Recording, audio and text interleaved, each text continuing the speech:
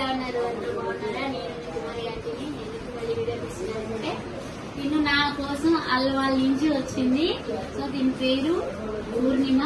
So big boss కి అయితే application పెట్టిందంట. So Nagarjuna గారు, మీరు లేని వాళ్ళకు కూడా ఒక అవకాశం కల్పించాలి. ఎందుకంటే తను చాలా ఆరాటపడుతుంది. సో వెయిట్ ఎక్కువ ఉందని కూడా మీరు ఆలోచించవద్దు. ఎందుకంటే ఆల్రెడీ ఈటీవీ ప్రోగ్రామ్ లో కానీ దేంట్లోనే సరే ఫస్ట్ ప్రైజ్ కూడా తీసుకున్నారు ప్రోగ్రామ్ లో. సో టాలెంట్ అనేది ఒళ్ళు ఉంటేనో ఒళ్ళు లాస్ అవుతూనే కాదు, టాలెంట్ అనేది అందరిలోనూ ఉంటుంది. సో ఇలాంటి వాళ్ళని కూడా మీరు ఎంకరేజ్ చేయాలి. సో నా వర్షంలో నేనైతే పాపం అంత దూరం నుంచి నా దగ్గరికి వచ్చింది అక్క. నేను చాలా ప్రాబ్లమ్స్ లో ఉన్నాను, నా ప్రాబ్లమ్స్ అన్ని సాల్వ్ అవ్వాలంటే నేను బిగ్ బాస్ కి వెళ్ళాలి అని చెప్పి అంటున్నారు. సో నేను ఆల్రెడీ చెప్పాను. ఆల్రెడీ అంతకుముందు నేను వీడియోలు నేను చూడలేదు బిగ్ బాస్.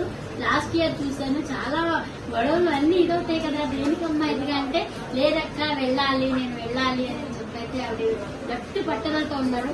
అలా పట్టుదల ఉండి నేను వెళ్ళాలి అనుకునే వాళ్ళకి అవకాశం ఇవ్వాలి నాగార్జున గారు.